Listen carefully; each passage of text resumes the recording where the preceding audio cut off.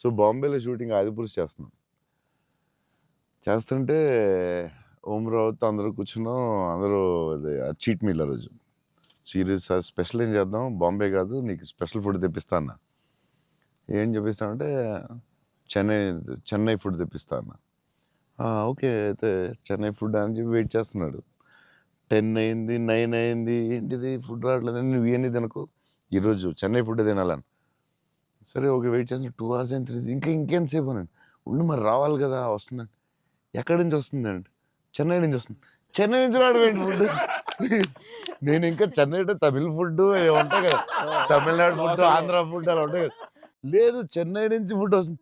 చెన్నై నుంచి ఎలా వస్తున్నాడు? ఒకడు వస్తున్నాడు గ్యారేజ్ పెట్టుకుని బ్యాగ్ నుంచి వేసుకుని చెన్నై ఫ్లైట్ ఎక్కువ వస్తున్నాడు. అదేంటది చెన్నై మరి వేడి వేడిగా రావాలి కదా టైంకి. సో వేడి క్యారేజ్లో పెట్టుకుని వచ్చి ఆడొచ్చి పెట్టి నువ్వు మామూలుడు కదా, నేను లైఫ్లో ఇలాంటి ఎక్కడ చూడలేదు. చెన్నై నుంచి క్యారేజీలు పెట్టుకుని ఆ మసాలా స్మెల్ వేసుకుని ఫ్లైట్లో పెట్టి రావాలి వేడి వేడిగా.